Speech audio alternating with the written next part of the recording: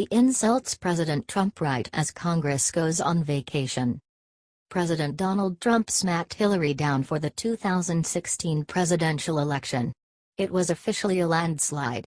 Congress enjoyed similar success. President Trump took several states that have refused to vote Republican in several elections. Advertisement.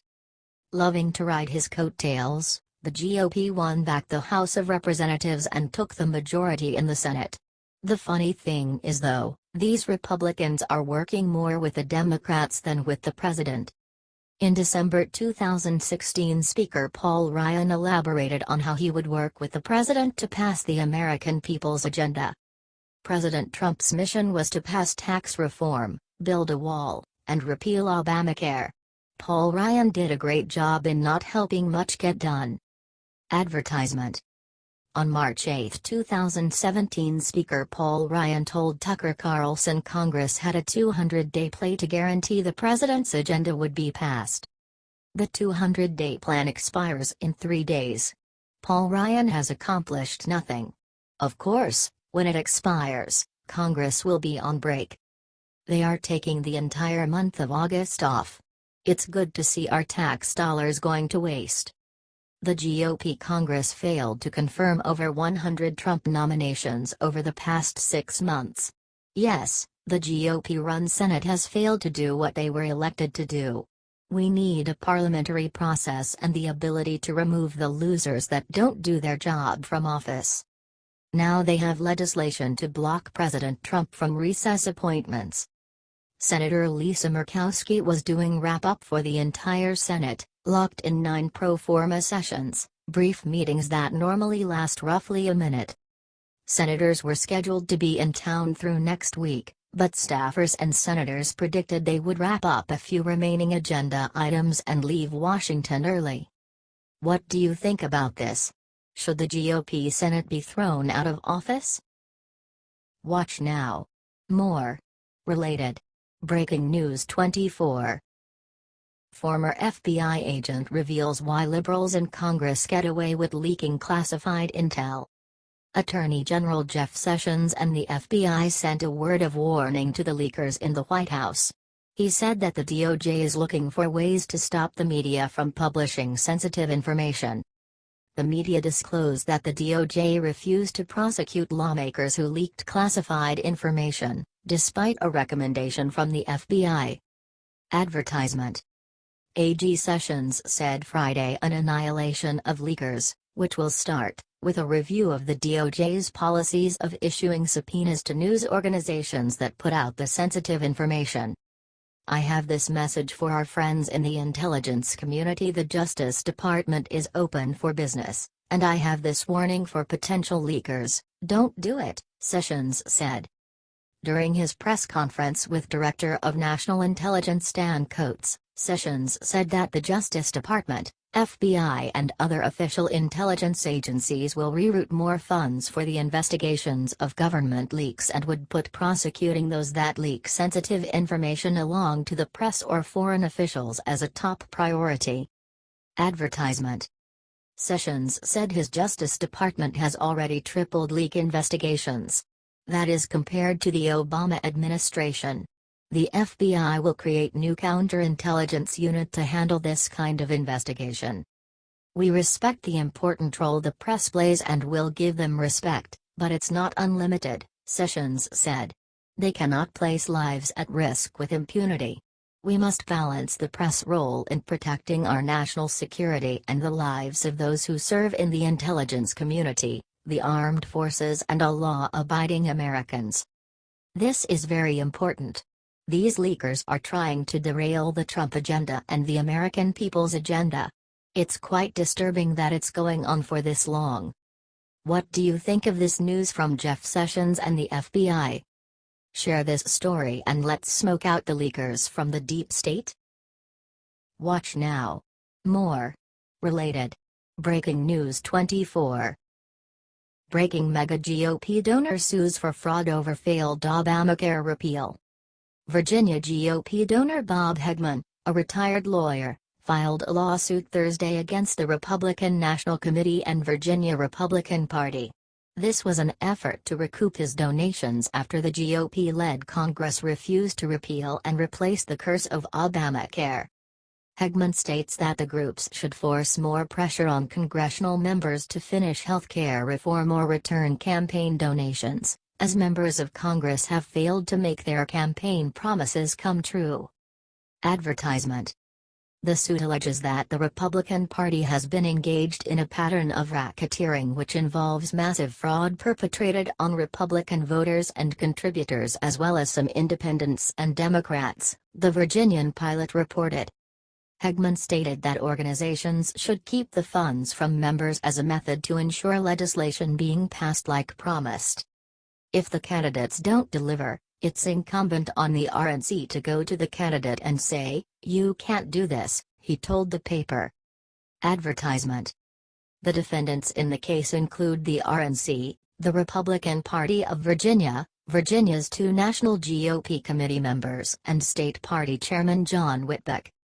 Hegman's Federal Election Commission records have disclosed that he gave $875 to New Hampshire's GOP, but he refused to give to the RNC according to a Virginia newspaper. The move follows the upper chamber failing to pass the motion to proceed on a watered-down repeal bill last Friday. GOP senators left for their August recess Thursday without a clear plan on how to move forward on their repeal goals as a divide remains on a key number of areas. He has a solid point. There is no reason for this nonsense. When a politician promises something on the campaign trail, they should be held accountable for their failures. What do you think of this litigation? Do you think that he will get his money back for the failure on Obamacare? Watch now. More. Related. Breaking News 24. Just in 2016 Democrat presidential candidate arrested.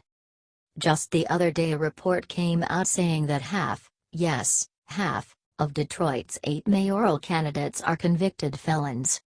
Think about that. Advertisement. Now, a mayoral candidate from Fayetteville, North Carolina has been arrested twice in the past 55 days. Naturally, she is a Democrat. Go figure, huh? The Fay Observer has the story. Advertisement.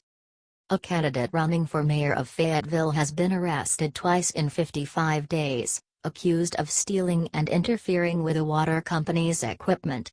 Considine Gribble, 56, of the 6100 block of Louise Street, was arrested on misdemeanor charges by the Fayetteville Police Department on June 8 and again Tuesday. She was charged with larceny in June and with reconnecting disconnected utilities in the second incident, according to arrest documents. Gribble is currently out of jail after posting her $500 bail. Back in 1999, Gribble was sentenced to 6 months in jail after she was convicted of assault for attacking her husband with a statue. Craziness. But that's not all. In 2004, Gribble was convicted of misdemeanor larceny. SMH. According to Ballotpedia, Considine Gribble was a Democrat candidate for president, yes, president, in 2016. Gribble probably would have been a better option than Hillary Clinton. What say you? The problem with Democrats is that they're always getting in trouble with the law. The difference is that Gribble has actually done some time in behind bars. If more Democrats went to jail, or prison, America would be a much safer place. Liberal identity politics are splitting this great nation apart, slowly but surely. HT, Weasel Zippers. Watch now. More. Related. Breaking News 24. CBS anchor admits WH transcript leaker may have broken the law. White House leaks have reached an all-time high while Donald Trump has been president. There have been more in these past 6 months than the past few years combined. Not only is this very dangerous, it is also very disturbing. Advertisement. Who could be behind all these leaks, specifically the recent ones including transcripts of phone calls Trump had with the leaders of Mexico and Australia? One person? Multiple people? Also, Why are they leaking classified information to the press? Where's the loyalty? Advertisement. Trump shouldn't he have to worry about conversations he's having with other world leaders being leaked to the public? He has a difficult enough job as it is. If world leaders know conversations even have the chance to be leaked, maybe they decide to not even talk with Trump. That's not going to work for anyone and nothing will get done. Now, CBS anchor John Dickerson of the mainstream media says whoever is leaking transcripts from the White House may be breaking the law, according to RightScoop. Dickerson says that the leaking of these transcripts is a big deal because it's already hard enough for the president to get things done with the immense amount of public pressure on him.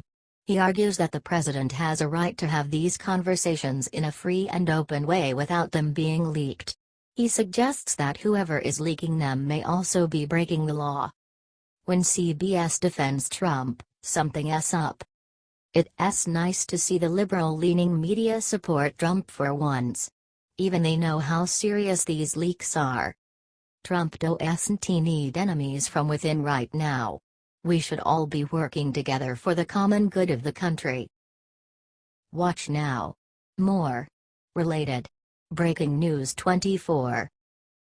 Major insurer leaves Obamacare after GOP debacle. Aetna is a company that is one of America's biggest health insurance companies, said on Thursday that it will be withdrawing from Obamacare exchanges by next year. The company had allegedly considered staying on in Nevada, where participation in the exchange was a required portion of a Medicaid contract that the insurance powerhouse had won. But, during an earnings call, the company made the smart decision to not stay in. Advertisement. Our 2018 participation was required based on a Medicaid contract with the state, Aetna spokesman T.J. Crawford wrote in an email. As a result of terminating that contract for unrelated reasons, we will not have a presence on the individual exchange in Nevada. Since withdrawing from most of the Obamacare exchanges, the insurance corporation has seen a great financial windfall. They have beat expectations in the second quarter with nearly 52% growth in their profit. This company lost $700 million on the Obamacare exchanges from 2014 to 2016 and was anticipating losing $200 million in 2017. Aetna CEO was very adamant that Congress shouldn't repeal Obamacare, but his company wouldn't be participating in it. That's clearly a way to keep other insurance companies suffering while his flourishes. He's not fooling anyone. Advertisement. What we should do is fix it. So either everyone gets their heads together over in the Senate and the House and does the job that the American people needs them to do, and fix what we already have, or they should move on to something else, Bertolini said. This is clearly an odd position, considering the relative stability the program had between 2010 and January 20 of this year. This is further proof that Obamacare has failed the American public. Insurance prices have skyrocketed because of this. What do you think of this news? Watch now. More. Related.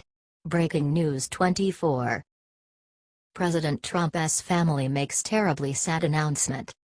Before and after this most recent election, there was a ton of disgusting accusations against Donald Trump. President Trump has undergone some serious verbal terror from the left. They have even directed a lot of their vitriol towards his family. Why would they do that? Because they are angry losers. Eric Trump, President Donald Trump's son, and his wife Laura confirmed they donated a massive amount to help sick kids. $20 million to be more specific. Advertisement. They donated the funds to St. Jude Children's Hospital. This hospital sports the mission to assist children with very rare diseases and cancers. Eric Trump called the special hospital as a national treasure. Eric Trump is shocked and visibly moved when he discusses his first visit to the hospital and saw all the wonderful work that was being done. Advertisement. He decided he had to be involved with such a worthy cause, but even St. Jude was shocked at the amount he gave to help their incredible mission. Eric said he was proud to be a part of such an important organization. While he did recount how blessed he is to have very lively and healthy children, he understands the magnitude of charity, to help the less fortunate, and in this case he has a strong drive to help find a solution for pediatric cancer. The horrific ailment that takes so many young children before their time. How is Eric doing this? He is giving money to people with the ideas and means to find solutions. Kind of what his father wants to do with our crumbling economy. This is the true Trump family, caring, humble, and smart. This is exactly the kind of family we want helping lead our nation. When you give $20 million in charity, you're a pretty good person. The Trumps will continue to do good things.